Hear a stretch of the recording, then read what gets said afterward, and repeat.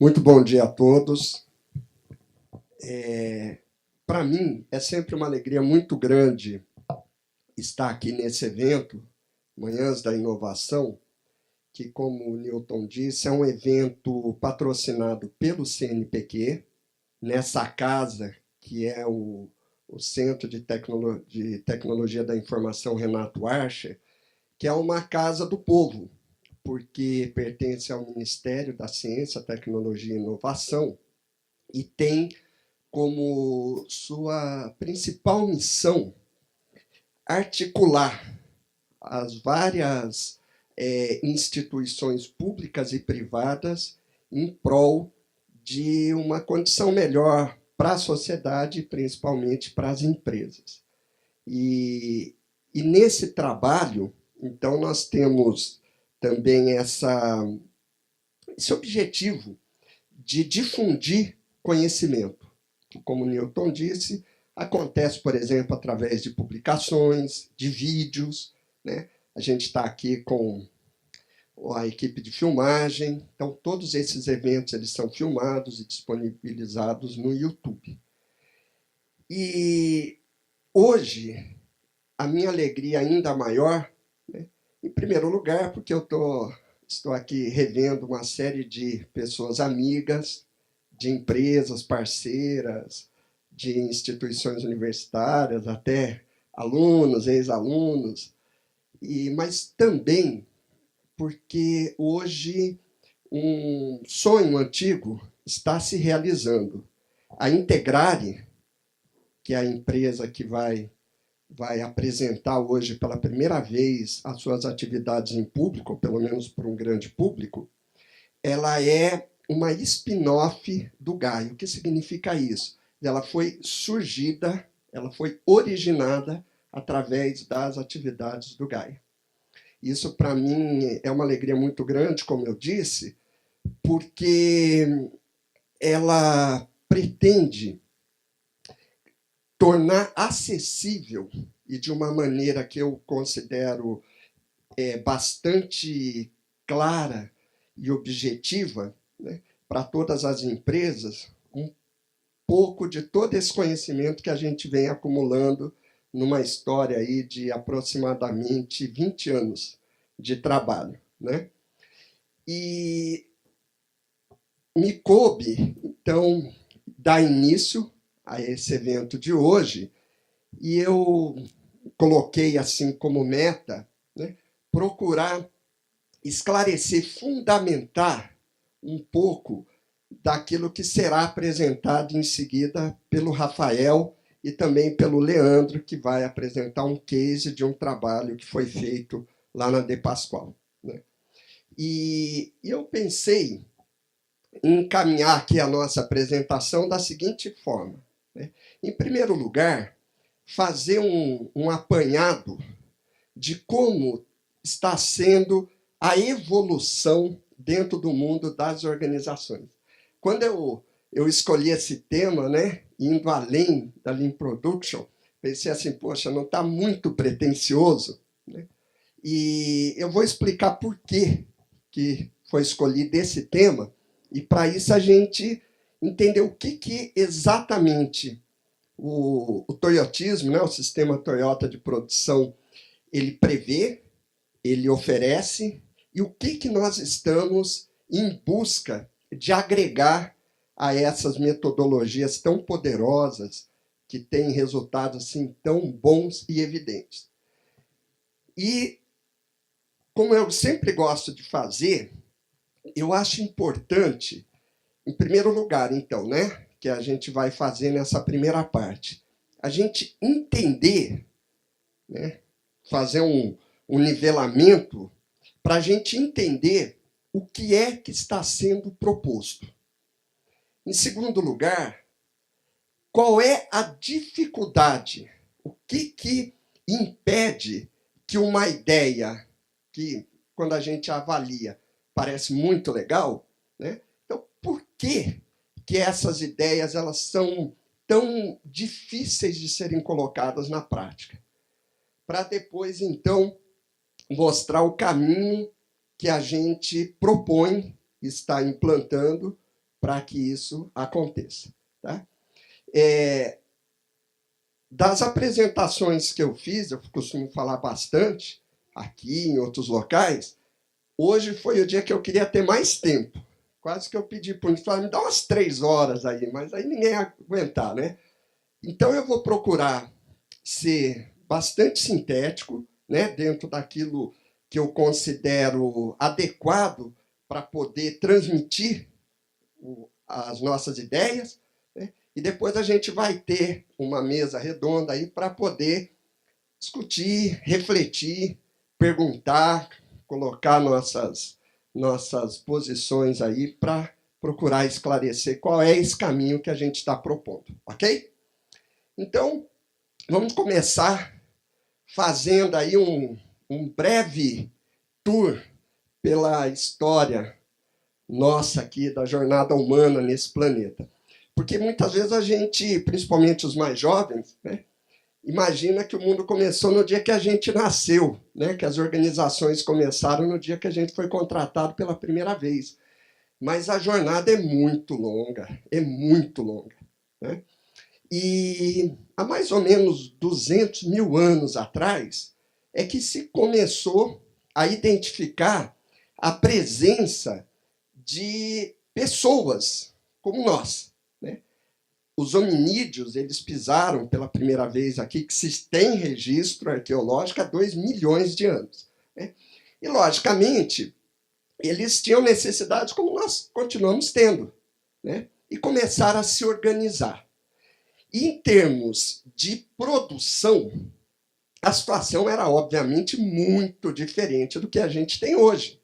Mas existia, eles precisavam comer, precisavam plantar, precisavam ter segurança, precisavam morar, e desenvolviam seus produtos, né, de uma maneira bastante artesanal.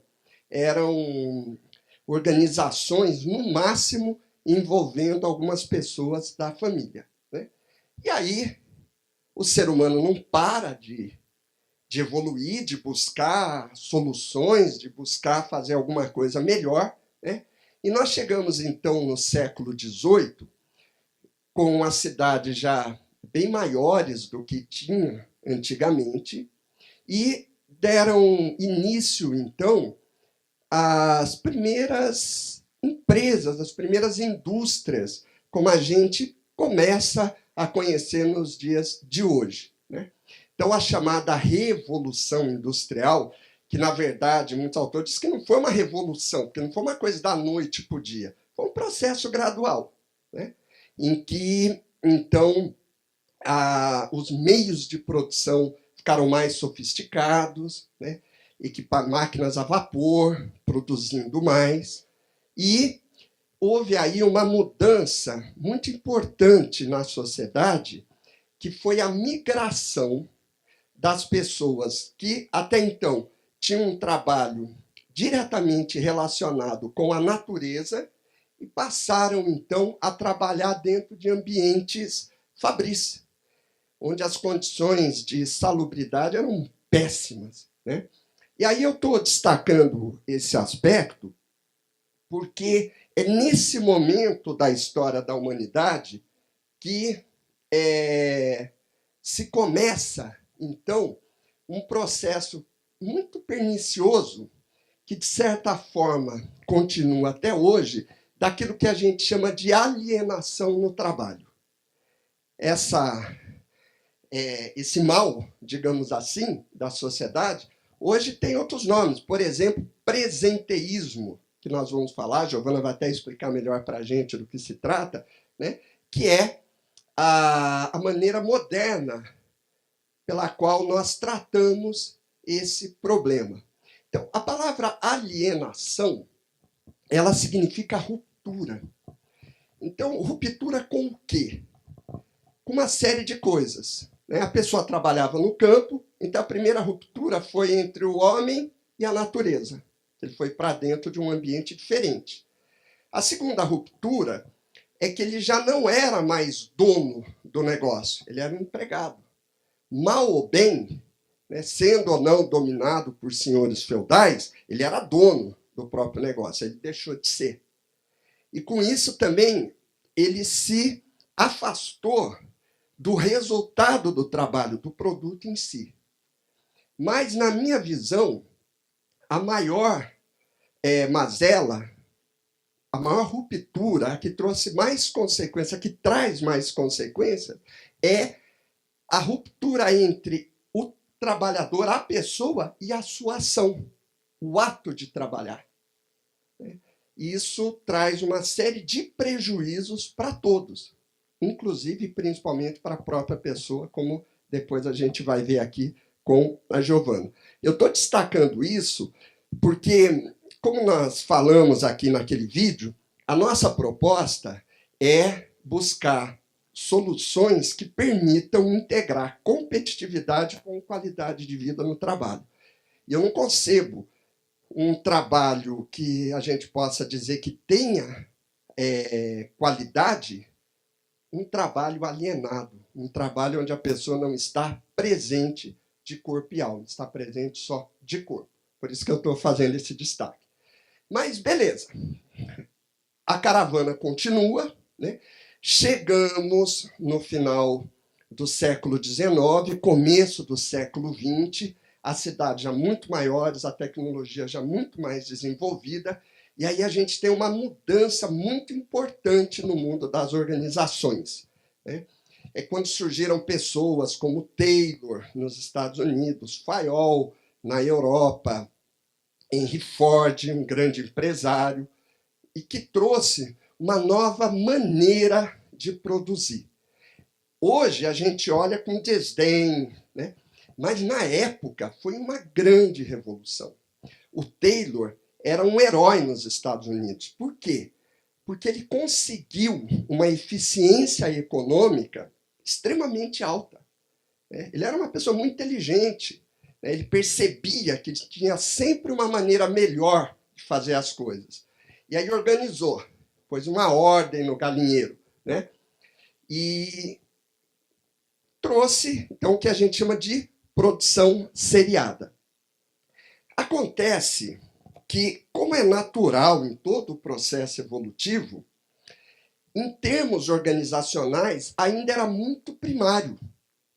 Na verdade, o que ele conseguiu, as pessoas da época, foi utilizar, organizar os chamados recursos tangíveis, né? Equipamentos, infraestrutura, máquinas, mobiliário, né? Que está aí representado pelo terra. Terra tem esse sentido, né? O capital, o investimento financeiro e a mão de obra das pessoas. As pessoas, elas desenvolviam tarefas especializadas e a concepção era assim: poucos pensam e a galera executa. Então, é realmente aquilo que a gente chama de mão de obra. O nome em si já diz tudo, né? Está só a mão lá, o resto, sei lá onde é que está. Aí até teve muita crítica, tempos modernos do Charlie Chaplin, o ícone que representa, né, esse estado de organizacional, né, que era bom para alguns, né, e ruim para a maioria dos trabalhadores. Tá? E, aliás, até eu encontrei isso aqui, é bem, né, a síntese, o que está nessa piadinha aí, é a síntese daquele modelo organizacional, né? A pessoa era assim, era um apertador de parafuso.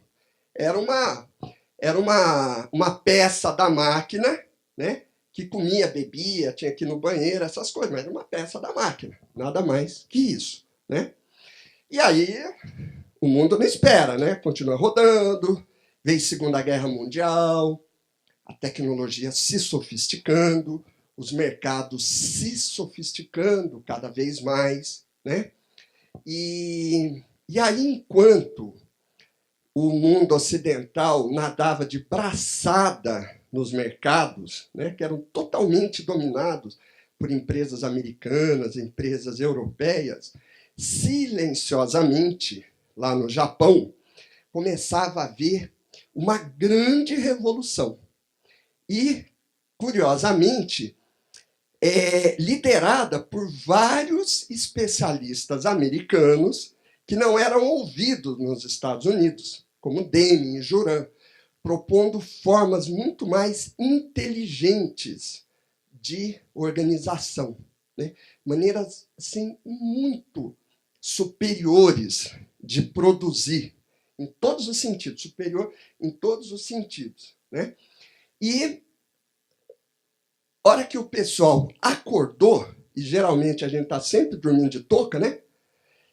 Acordou, o mundo ocidental foi invadido por uma série de empresas que ofereciam produtos muito melhores, muito mais baratos, né?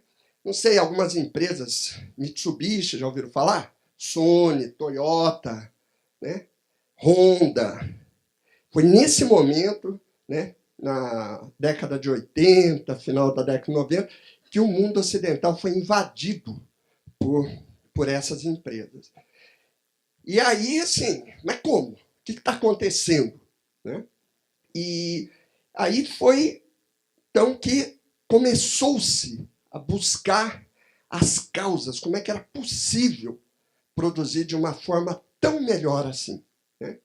E hoje nós conhecemos, né, como toyotismo, é o que ficou mais marcado nos livros, né, como é ensinado, mas a coisa é mais profunda, tem muitas outras coisas envolvidas aí. Né? Também a Lean Production, produção enxuta, hoje tem tudo enxuto, né? Produção enxuta, manufatura enxuta, projeto enxuto, tudo enxuto. Tá? Então, qual que era o sentido? Era uma visão orgânica da empresa. Não era mais aquela máquina seriada, né? O que eu procurei representar nessa obra de arte aí tão maravilhosa, né, Carol? E onde as tarefas, as atividades estavam todas conectadas entre si.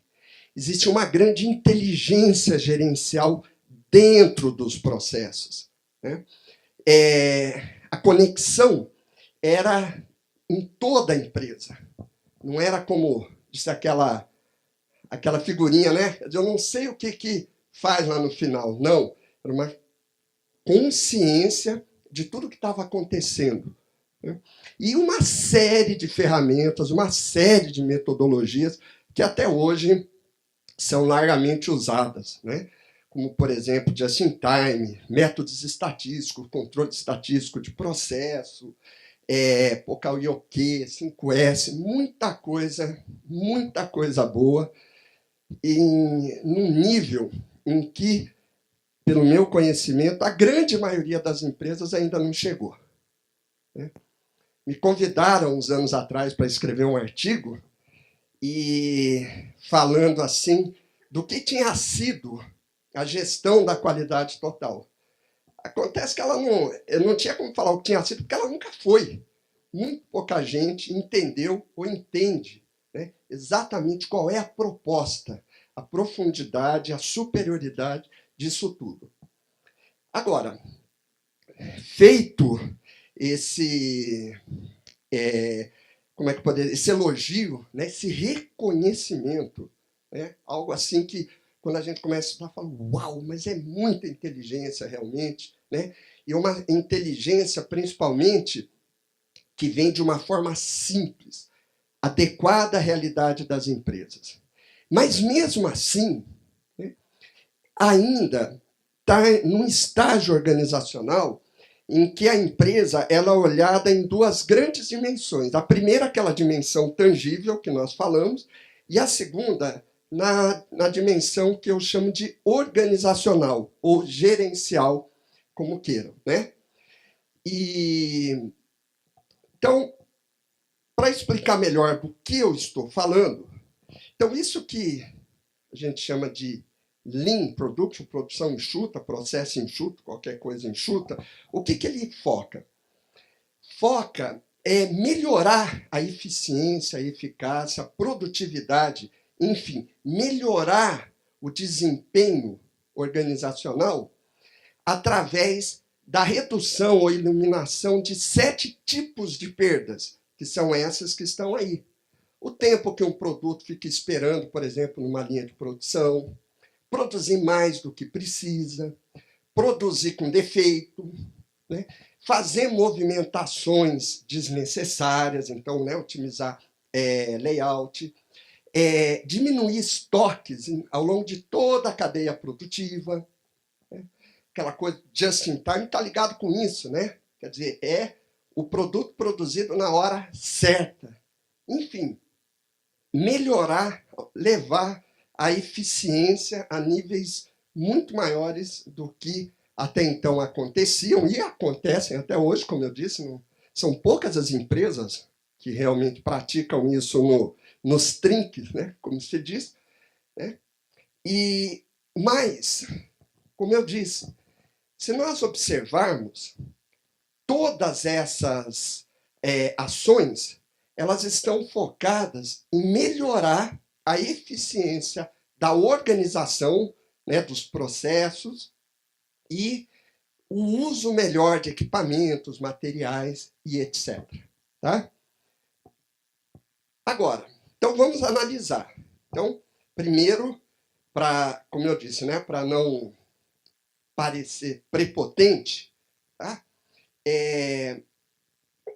A empresa que consegue fazer isso da forma adequada, para mim, já está num estágio muito bom.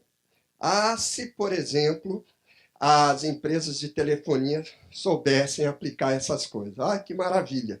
Né? É um exemplo de um setor forte economicamente que a gente vê que está num estágio anterior a esse aí. Tá? Mas, vamos analisar, né? A gente tem que sempre buscar ir além. Percebam que não existe, na sua forma, né, básica, na maneira como ela é proposta, por exemplo, a busca de como fazer com que os trabalhadores estejam presentes mais tempo na empresa. E, estando presentes, como fazer esses trabalhadores estarem mais integrados com a sua tarefa. E como gerar, compartilhar e aplicar melhor os conhecimentos.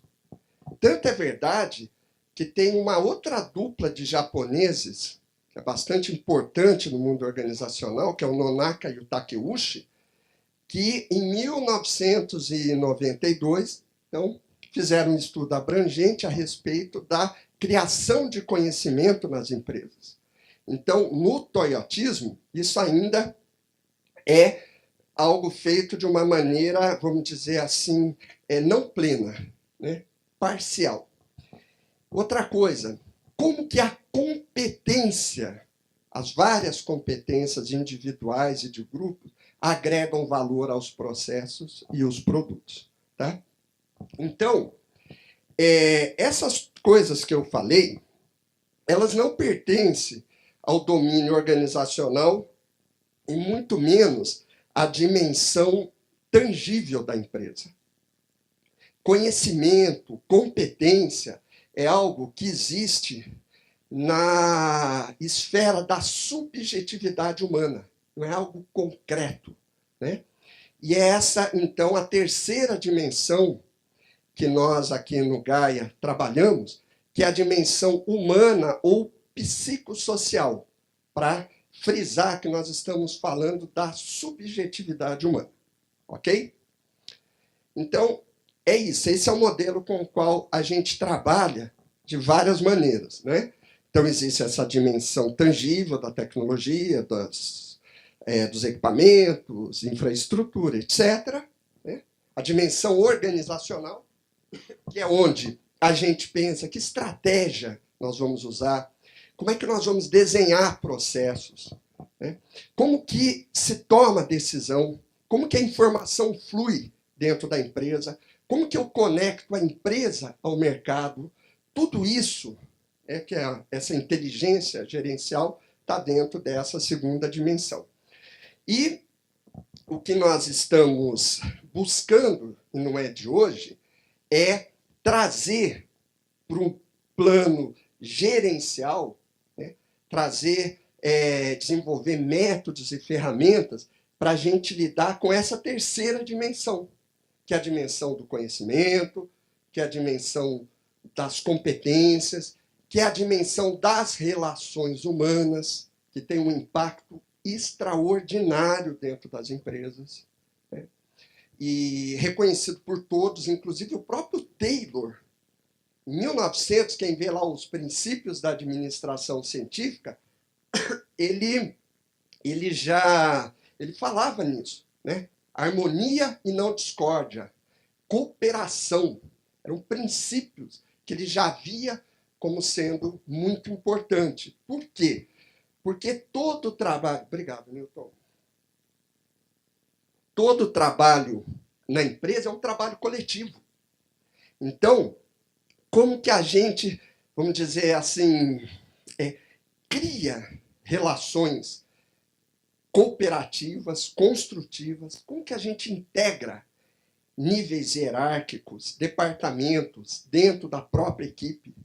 Se alguém acha que é com procedimento, está precisando aprender um pouquinho mais de como a vida humana funciona, né?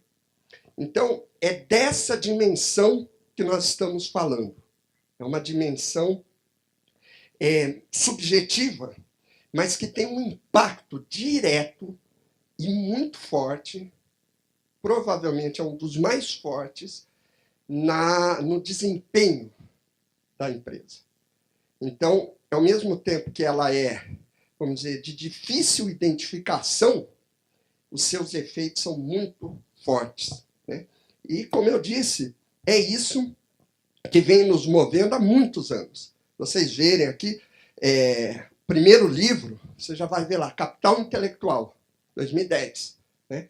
Como é que a gente lida com esse negócio? Como é que a gente traz isso para realmente produzir todos os efeitos benéficos que ele pode trazer? Ok?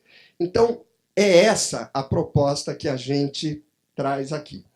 E lembrando, então, como eu vou falar daqui a pouco, que é o conhecimento, então vamos assim, o conhecimento, ele pertence à esfera humana e ele produz valor econômico, né? O nome disso é capital intelectual, é o conhecimento que gera valor econômico e que é hoje a base das estratégias competitivas. Por quê? Porque o mercado não para de mudar. E a única coisa que produz mudança é o conhecimento. E o conhecimento só tem uma fonte, o ser humano. É essa, sim, em síntese, a nossa linha de raciocínio. Tá? A questão é como trazer isso para o prático. Né? Beleza, né? Oh, maravilha, pô, legal, tá, e daí? Né? E Kiko? Então vamos lá para o Kiko.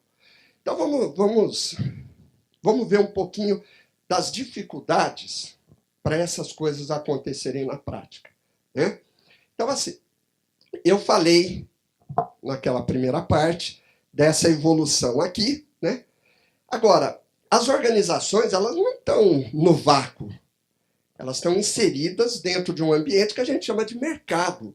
E existe uma relação dinâmica, orgânica entre uma coisa e outra. As organizações afetam o mercado e o mercado afeta as organizações. Então, tudo aquilo que vai acontecendo no mercado, que na verdade a ordem natural é essa, né? O mercado é o ambiente maior, né? Vai influenciando as organizações. Né? Então, assim, diz a lenda, não sei se é verdade, que o Henry Ford falou assim: o meu cliente pode ter o carro que eu quiser, desde que seja um Ford T preto. Acho que a maioria de vocês já ouviu essa frase. Mas o que ele está dizendo com isso? Está dizendo assim, bom, primeiro eu não estou nem aí com o que o meu cliente quer. Mas por quê? Porque é uma situação de mercado, né, onde a oferta era menor do que a demanda. Tinha mais gente querendo comprar do que gente vendendo. Então, o mercado regido pela empresa. Né? E nessa condição, a empresa faz o que quer. Se ela quer fazer só Ford T e só na cor preta, beleza. Né? Mas a coisa, logicamente, mudou muito. Né? o cenário econômico, os mercados foram se integrando, grandes grupos políticos, né, União Europeia, por exemplo, né, a intensificação do comércio internacional, que é isso que a gente chama de globalização, né, a globalização dos mercados financeiros, dinheiro indo para todos os países, independente, né, da sua origem, né, e isso tornou, então, o mercado muito mais competitivo. E foi nesse mercado, então, que surgiram aquelas empresas japonesas, né, que foi realmente, depois do início do século XX, né, com a administração científica, a produção seriada, a maior revolução que nós já tivemos no mundo organizacional até hoje. Tá? Mas não parou. A coisa está se intensificando. E aí eu até procurei assim, o que a gente pode falar mais do que mercado globalizado? É que a gente vive hoje totalmente conectado, em todos os sentidos, comerciais, econômicos, tecnológicos e informacionais. Né? Isso que eu falei, eu escrevi aí, é uma aldeia global. Né? E nessa situação atual, então, a velocidade das mudanças se acelerou muito.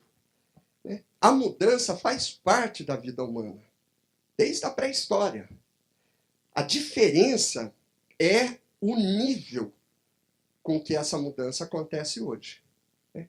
Então, aí a gente tem que parar para pensar. Ora, se uma solução que atendia a uma determinada realidade, né, era boa para aquele momento, qual seria a melhor solução para hoje? O que a gente deve buscar? É esse, né, a nossa busca aqui como um grupo de pesquisa. E quando a gente olha, então, o momento atual, a gente vê todas essas características que estão colocadas aí, tá? E, além dessas todas que eu falei até agora, existe uma outra característica muito importante, que é o fato de que, por tantos erros cometidos, nós chegamos num momento em que existem alguns problemas em nível mundial, em nível global, muito sérios.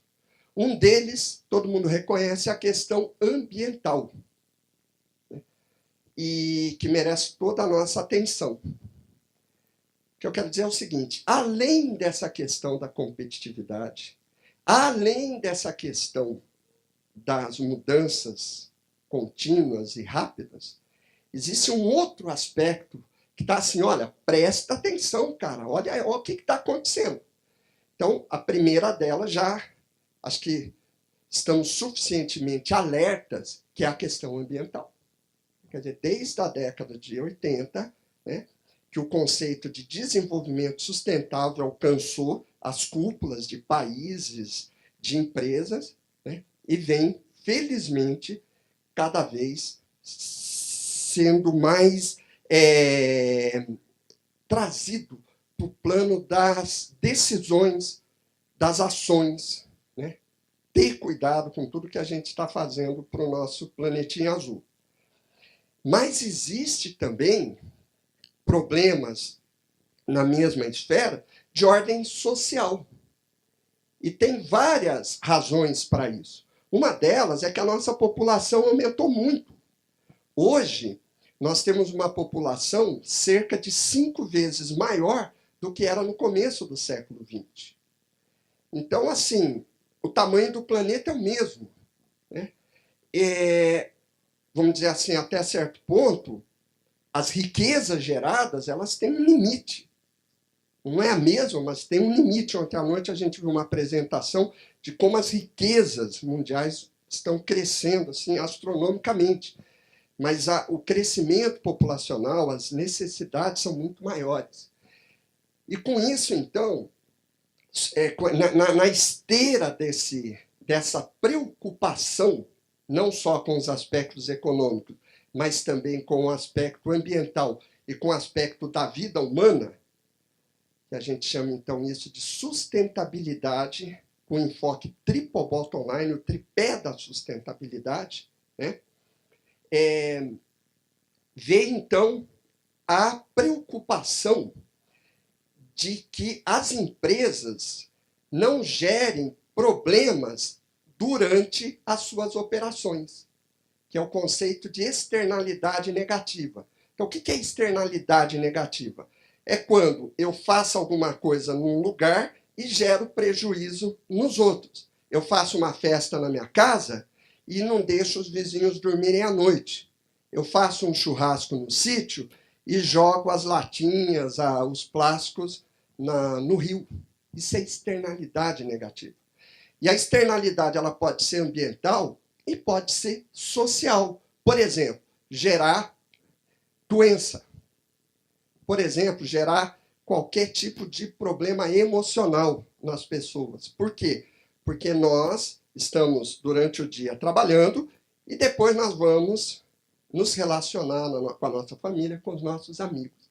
Aí que vem, então, essa, vamos dizer assim, essa síntese que a gente faz de sustentabilidade aqui no Gaia, de competitividade com qualidade de vida.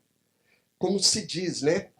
O preço, o lucro a qualquer custo é muito caro. O lucro a qualquer custo tem um preço muito alto.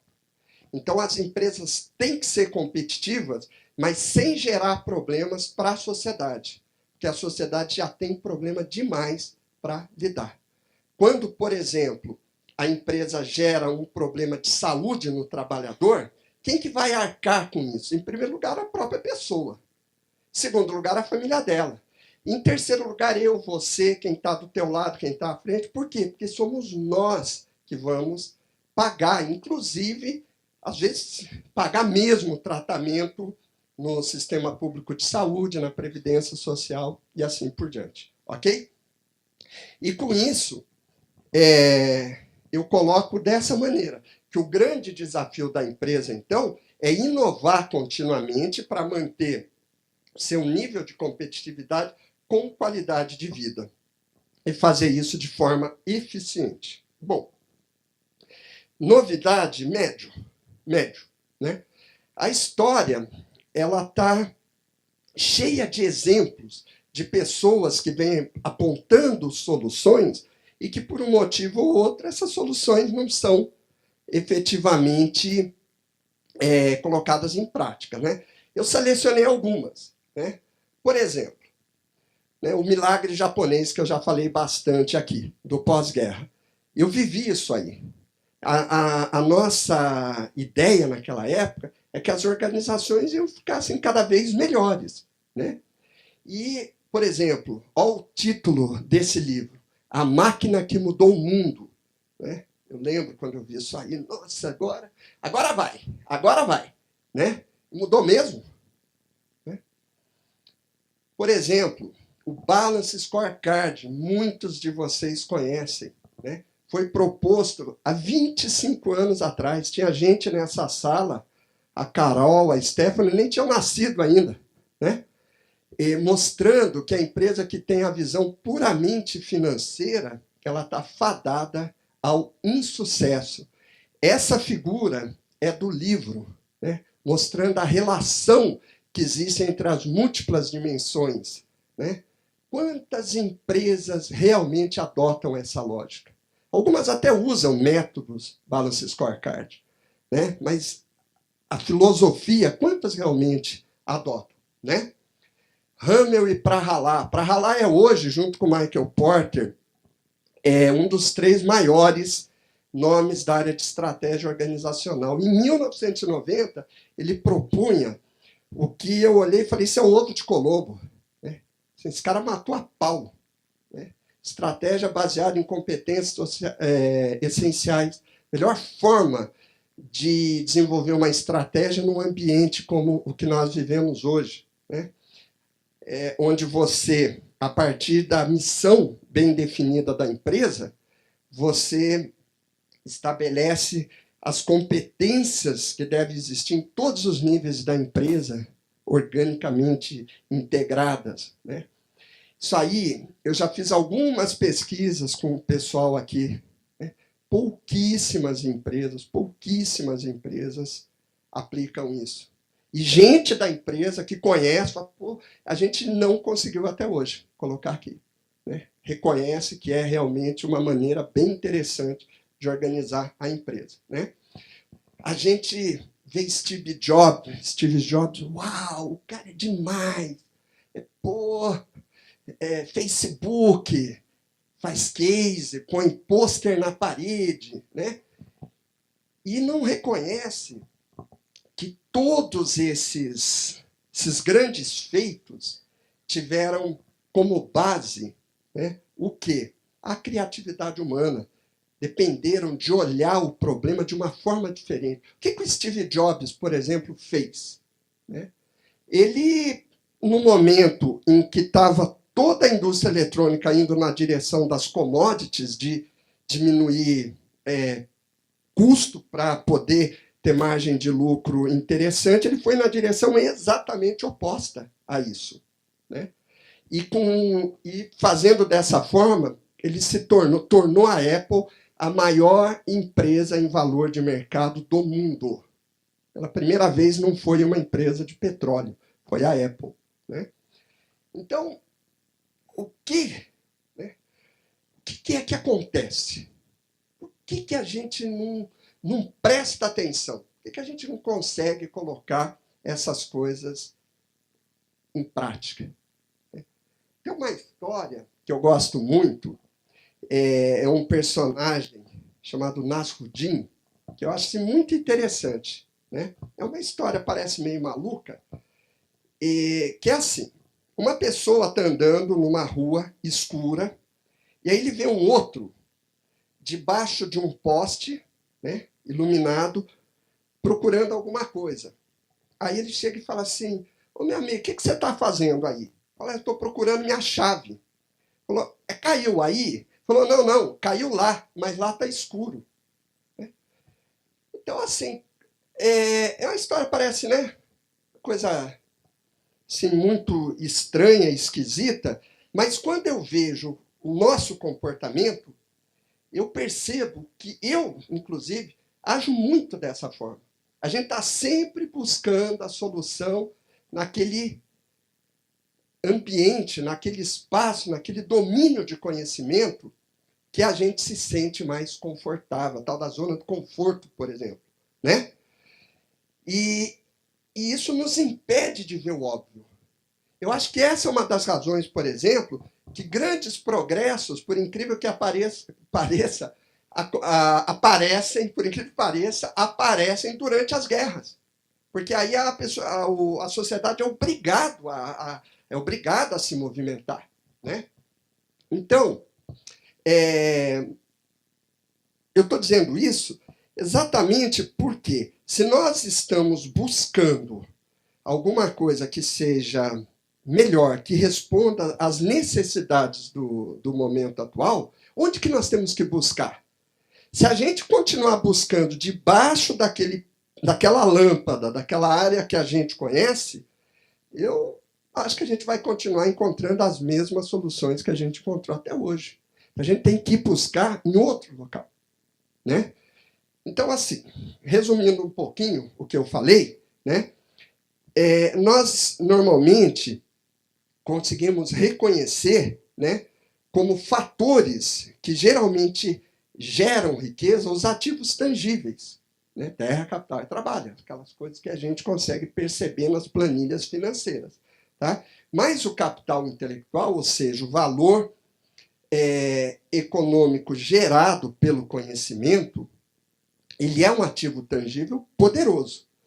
E é o capital humano o fundamento, a origem desse, vamos dizer, desse conjunto de ativos que geram valor, que geram melhoria nas empresas. Então, aqui um primeiro esclarecimento. Quando nós usamos aqui no Gaia o termo capital humano, nós não estamos dizendo pessoa. Não é capital humano como sinônimo de pessoa. Capital humano é alguma coisa que vem da pessoa, é diferente, né? Tem origem na pessoa, que são, então, os conhecimentos e as competências efetivamente colocados a serviço da empresa. Então, ele é um recurso econômico, tanto que ele é tratado nos livros de economia como um ativo econômico. Ele é um recurso econômico, né? Inteligente, porque ele tem um custo-benefício favorável na maioria das vezes, né? Ele é inesgotável, é diferente de recurso físico, quanto mais você usa, mais desgasta, é o contrário, né? Quanto mais conhecimento eu coloco em prática, interajo com as pessoas, mais conhecimento eu tenho. Quanto mais eu exercito a minha competência, mais competente eu fico, né? E ele é sustentável. Por quê? Porque ele beneficia todas as partes interessadas na empresa. Eu, trabalhador, quanto mais competente, quanto mais conhecimento eu tenho, maior valor agregado à minha própria vida, aumento da minha empregabilidade, condição de sustentar minha família de uma maneira melhor, ter mais retorno pelo meu trabalho. É melhor para a empresa, porque melhora o desempenho, é melhor para o cliente, gera mais negócio, é melhor para o fornecedor e é melhor para a sociedade como um todo. Inclusive porque, antes de ser trabalhador, nós somos membros da sociedade. Então, quando um se eleva, a sociedade toda se eleva. Então, né? E ele é um atributo exclusivo do ser humano, né? Que é a única criatura que pode decidir fazer assim ou assado, né? A laranjeira não pode decidir o que vai fazer. A laranjeira dá laranja. Agora a gente pode optar por fazer assim ou assado. A gente tem consciência, a gente tem capacidade para conhecer, para observar o que está acontecendo e fazer de um jeito melhor. Aí isso se chama conhecimento, né? E por que é tão difícil, então, ver essas coisas acontecer na prática no nível que precisa ser? É claro que todo mundo tem uma ideia disso, é óbvio, né? Mas assim, então por que isso não faz parte das preocupações das diretorias, dos gestores, com a mesma intensidade com que as outras coisas fazem parte? É esse nível. Não é aquela coisa, não, eu sei que é legal, mas fica só no legal, né? Por que isso não é assunto de diretoria, né? O Falcone, lá de Minas Gerais, ele faz parte do conselho da administração do grupo do Jorge Paulo Lemann, nem sei como é que chama mais, já, que é dono da Ambev, metade aí das empresas fortes brasileiras, né? Ele falou que o único lugar que ele viu até hoje o ser humano ser tratado em conselho de administração foi nesse grupo do Jorge Paulo Lemann, o único até hoje. O restante é só planilha financeira, tal, né? Então, é isso que eu estou dizendo. Por que não está nesse nível de preocupação? Se é tudo isso que nós estamos falando, então por que ainda não está lá, né? Então, uma hipótese. Porque a complexidade organizacional ela requer uma visão estratégica e uma abordagem multidisciplinar dos problemas. Isso não é, a gente não acha na lata do lixo. Segundo, a nossa sociedade tende a valorizar a inteligência lógico-racional. A inteligência tem um engenheiro, matemático, estatístico, e são esses que vão subindo na hierarquia. Então, as cúpulas elas são formadas por pessoas que têm esse viés, né? E aí falta condições de lidar com esse aspecto da subjetividade humana no nível de profundidade que ele merece, né? Quando a gente pensa no quadrante do conhecimento, né? Eu sei que eu sei algumas coisas, eu sei que eu não sei algumas coisas, mas eu também não sei de muita coisa que eu sei. E aí é o mais escuro de todos. Agora tem coisa que eu nem sei que eu não sei. Eu nem sei que eu não sei. Quando a gente lida com gestão do conhecimento, trabalha com esses 4 quadrantes, né? Então, esse campo, ele pertence a esse domínio do nem sabe que não sabe. Então, sabe num nível muito periférico da consciência, né? E a outra coisa, e aí é que vem o ponto principal do encontro de hoje, que são as dificuldades metodológicas. Então, a gente precisa aprender a medir essas coisas, né? Então, deixa eu pular aqui, né? O que a gente está propondo, então, é o seguinte, tá? Que nós precisamos, primeiro, ter consciência dessas coisas, né? Pensar, pelo menos, sobre isso, ver até que ponto isso é fato, até que ponto não é, todas essas coisas que eu estou falando até agora, tá? Para a gente realmente poder gerenciar todos os fatores, variáveis ligados com essa multiplicidade organizacional, né? A organização não é planilha financeira, né? Não dá para a gente pilotar um Boeing olhando só para o tanque de combustível.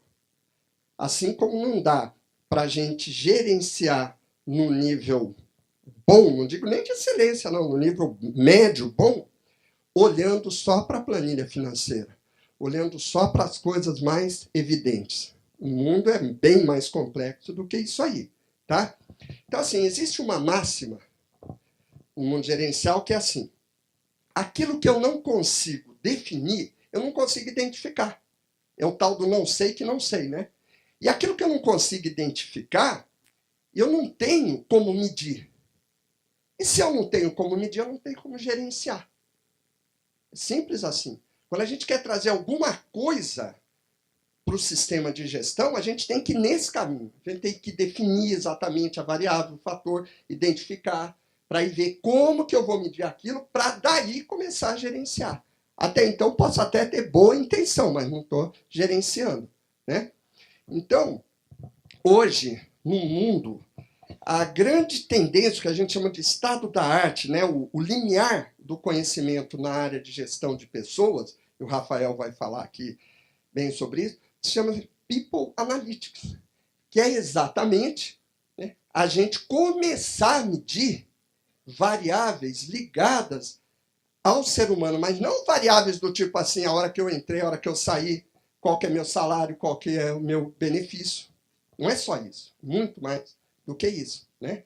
Variáveis que eu vou comentar daqui a pouco, tá? Eu apresentei já essa figura, na verdade, está aqui, como eu disse, no YouTube nós temos vários vídeos das nossos eventos aqui, dos nossos encontros. E lá eu explico melhor isso aí, né? Mas só para a gente ilustrar o que será falado daqui a pouco. Então, assim, a empresa ela tem como grande propósito manter o sucesso ao longo do tempo, né? Essa deve ser a grande preocupação gerencial. E isso requer a geração de vantagens competitivas, que depende de agregar valor aos clientes, aos públicos-alvos, com um retorno sobre investimento satisfatório. E isso depende, então, né, da empresa conseguir oferecer produtos, né, que agreguem esse valor desejado, e esse produto ele é resultado da rede de processos, aquilo que é feito dentro das empresas, nas operações produtivas, de apoio e etc., né? E essa rede de processo, então, ela é impulsionada pelas competências. E é isso, então, que está a cargo, vamos dizer, está no nível da governabilidade da empresa. Então, o que eu pretendo mostrar, o que eu procuro mostrar nessa figura? Que numa relação de causa e efeito, as competências elas estão na base da geração das vantagens competitivas que levam a empresa ao sucesso. Novidade não. O Balance Scorecard falava exatamente aquilo. Lembra aquela figura que eu mostrei? Não é novidade nenhuma. Aqui está só um pouquinho mais esmiuçado, né? Então, assim, colocando essa figura um pouco mais simplificada, então, o ponto aqui que nós estamos buscando é o seguinte: como que nós podemos efetivamente gerenciar esses fatores? Então, percebam que não é só uma questão de investir em treinamento, mas assim, que treinamento precisa ser investido? Quem que deve ser treinado? Né? Com que profundidade? Quanto? Né? Quando? Então, existem muitas questões relacionadas com esse ponto aqui. Né? Eu coloquei algumas aqui que essa área de People Analytics busca, então, responder. Como se formam essas competências empresariais? Quais são os impactos do capital humano nessas competências? Quais são os fatores prioritários para investimento? Qual é o retorno esperado? Né? Então, o que eu quero aqui ressaltar é o seguinte, que gerenciar essas coisas exige da empresa uma visão estratégica, em primeiro lugar, quer dizer, uma visão do todo da empresa, integrar várias áreas, não é só uma questão de recursos humanos. Né? Tem que estar área produtiva, área de engenharia, de processos, de TI, etc. E métodos e ferramentas que nos permitam medir essas coisas para poder gerenciar. Né? Como praticamente minha última colocação aqui, o que então que a gente precisa medir? Eu estou dizendo, não é isso só. Né? Então, o que é que precisa medir? Então, eu faço aqui uma síntese, apesar de um negócio um pouquinho complicado, ainda é muito simplificado, de como que como é rica as interações entre a pessoa, trabalhador, de qualquer nível, né? Seja um operário, seja um diretor, seja um gerente de nível intermediário, e a organização. Né? Então, assim, rapidamente, para não ocupar mais tempo, a empresa investe nessas pessoas, né? Em salários, benefícios, participação no lucro, etc. Tá? E a pessoa, então, devolve na forma do que a gente chama de capital humano, conhecimentos e competências agregados ao seu trabalho. Tá? E esse trabalho se articula com o trabalho de outras pessoas dentro dos vários processos. Qualquer um, pode ser um processo produtivo, pode ser um processo de seleção de pessoas, de gestão financeira, não importa. Tá? Isso tudo é modulado pela estratégia da empresa. Né?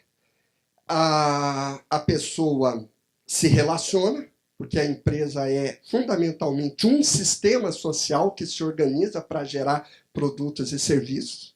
Né?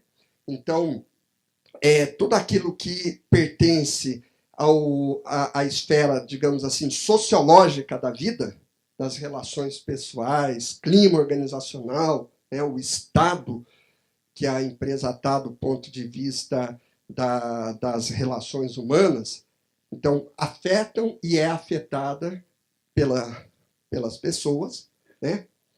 E isso afeta e é afetado pelo conhecimento que é gerado por cada um, que se integra com o conhecimento dos outros. Né?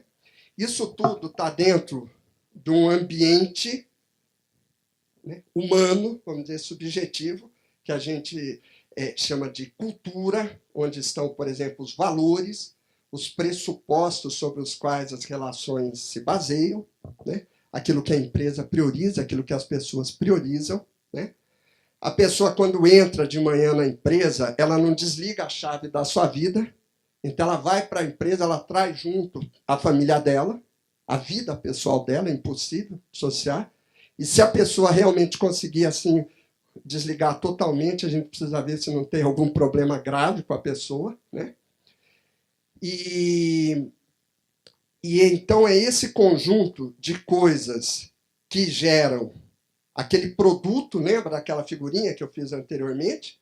Que gera, né, o produto que vai agregar valor ou não ao cliente, que dá o retorno financeiro esperado pela empresa. Ok? Então, só voltando aqui, é muito simplificado. Esse esquema é muito simplificado. a Adriana, a Giovana, a gente está estudando, a Kelly está estudando os fatores. Isso aí é muito simplificado. Né? Já não é tão simples, mas é muito simplificado. Quando a gente vai olhando de perto, né? Para cada uma dessas flechinhas, você tem umas 20 flechas, mais ou menos, envolvidas. Tá? Bom, então, assim, o que vai afetar todas essas relações, todos esses fatores? Então, nós escolhemos falar rapidamente de dois. Né? Um é o absenteísmo. O que é o absenteísmo? Por exemplo, a pessoa não está aqui, né? É ausência física. A pessoa não foi mesmo, não foi de corpo. Né? E esse absenteísmo pode ser voluntário ou involuntário, né? E ele decorre de uma série de coisas. A pessoa faltou, a pessoa atrasou, a pessoa está de licença médica, a pessoa, sei lá, está por outro tipo de licença, porque foi votar, foi requisitado para alguma coisa. Tá certo? E é claro que se a pessoa não vai, a empresa vai pagar o salário dela, menos que possa descontar, né? Mas vai pagar o salário dela e ela não vai produzir. Essa é uma perda. Mas não é só essa perda, tem muitas outras perdas. Por exemplo, tudo aquilo que ela deveria ter feito, o impacto dela direto no processo, e que ela não fez. E ela não fazendo, isso vai gerar impactos indiretos em outros processos. Né? Se ela for uma pessoa-chave, por exemplo, né, o impacto negativo vai ser muito grande. Às vezes, se a pessoa não vai, uma série de outras atividades são afetadas diretamente. Né? E se chegar ao ponto de que ela precisar ser substituída, mesmo que temporariamente, eu vou ter perdas pela curva de aprendizagem, eu vou ter custo para investir para treinar alguém e até contratar alguém no lugar. Então, assim, quando uma pessoa não está presente, nós temos todos esses efeitos negativos prejudicando o desempenho da empresa. E essas perdas não são pequenas. Em alguns setores, chega a ser 8%, 9% do valor total da folha salarial. Né? Mais ainda, assim, essas perdas são muito menores do que as perdas decorrentes do que se chama presenteísmo, que é quando você olha a cadeira, a pessoa está lá, mas está só o corpo da pessoa. Isso aqui é o presenteísmo, que a Giovana vai explicar rapidamente para nós aqui. Ok? Salva de palmas para a Giovana. Bom, pessoal, bom dia. Bom, ao falarmos sobre o presenteísmo, nós estamos nos referindo a um comportamento em que o indivíduo está presente no trabalho, porém ausente em mente ou comportamento, de forma que a produtividade seja afetada.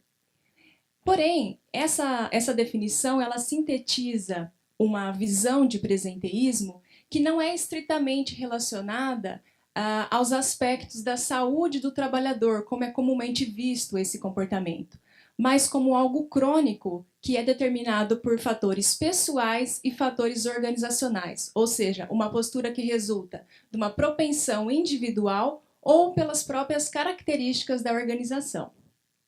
Então, remetendo ao que foi exposto pelo Marco em relação à forma como a vida pessoal ela impacta no trabalho, é válido discutir sobre as causas do presenteísmo por meio da abordagem do não trabalho no trabalho, ou seja, o presenteísmo como um comportamento que ocorre quando o indivíduo apropria o seu tempo de trabalho, engajando-se em seus negócios pessoais, aí o impacto na produtividade. Nós sabemos que os indivíduos, os trabalhadores, eles convivem com 3 demandas sobrepostas: as demandas do trabalho, as demandas da família e as demandas do lazer. É natural eu estar engajada no atendimento de uma demanda e passar para outra em mente ou comportamento. Aliás, quando há um equilíbrio nessa sobreposição, é benéfico, afinal, esse é o nosso objetivo. Porém, havendo desequilíbrio nessa sobreposição das demandas, há um desbalanceamento do esforço emocional empregado no atendimento àquela determinada demanda, de forma que o rendimento seja prejudicado. Então, é aí que somos direcionados ao presenteísmo. que, sob influências de fatores organizacionais e pessoais, sejam eles de natureza estrutural ou conjuntural, congencial, há uma apropriação desequilibrada do tempo, da energia necessária no atendimento às demandas do trabalho, de forma que a produtividade seja afetada. Então, seja por méritos de qualidade de vida do trabalho, pela incompatibilidade entre o indivíduo e o trabalho que ele executa, pela falta de cooperação na equipe, pela falta de aceitação, por estresse, ou mesmo por fatores mais intrínsecos, como, por exemplo, a desmotivação, e mesmo a falta de significado naquilo que o indivíduo executa, ele passa a estar presente no ambiente de trabalho, porém ausente em mente ou comportamento, incapacidade para cumprir as suas demandas de forma eficiente e eficaz. Então, pode-se dizer que as motivações para essa postura, elas aparecem ou como uma indignação pessoal, seja por um fator pessoal em risco ou pela própria indignação com o trabalho, um fator político, quando é implícito na empresa, mas explícito entre os trabalhadores, buscando promover algum tipo de mudança, ou mesmo como consequência da própria cultura presenteísta que permeia a empresa, onde o indivíduo se depara com o desperdício, nada tem ele a fazer do que se adaptar com o próprio desperdício. Então aqui temos uma representação sistêmica bem assim simplificada do presenteísmo, onde temos a relação inversamente proporcional entre o presenteísmo e seus principais antecedentes, e também a delimitação dos seus principais impactos no desempenho organizacional. Como se observa aqui, o presenteísmo, além de interferir na cooperação, pelos lapsos de atenção que gera, ele gera prejuízos na qualidade, na produtividade no trabalho, se estendendo mesmo ao processo, à capacidade do indivíduo de aprender, que, como nós sabemos, a aprendizagem é um fenômeno crucial para o desempenho das organizações, principalmente nesse estágio organizacional que estamos referindo. Então, embora seja exposto aqui apenas os fatores organizacionais, em virtude do nosso objetivo em mensurar esse comportamento, mas os fatores pessoais, eles abrangem todo esse sistema, interferindo em cada um desses aspectos. Então, em suma, tratando-se de presenteísmo, nós estamos falando de um mal crônico, que, atenuando o capital humano, ele silenciosamente impacta o desempenho organizacional em todos os seus aspectos. Obrigada.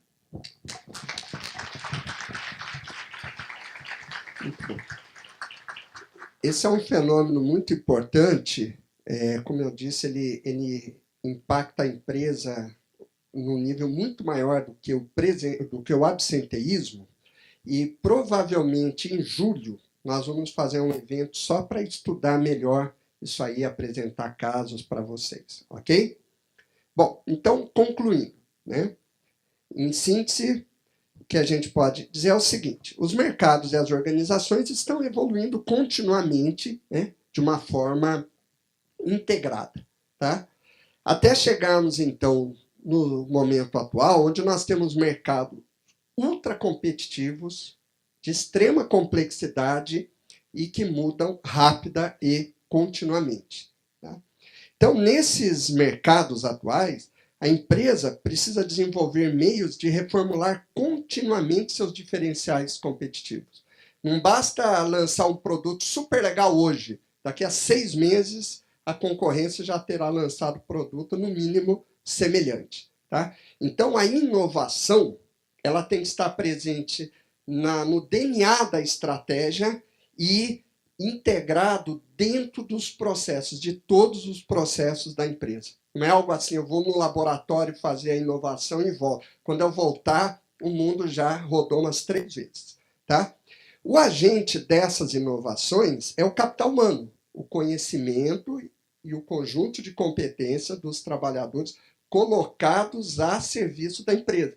Então, não basta ter uma pessoa lá presenteísta, por exemplo, de corpo presente. É preciso que a pessoa esteja interagindo com os processos, esteja antenado, como se diz, exatamente para perceber o que está acontecendo e propor as melhorias. Né? Porque é só daí que vem o conhecimento que gera a inovação. Inovação é o resultado da aplicação de novos conhecimentos.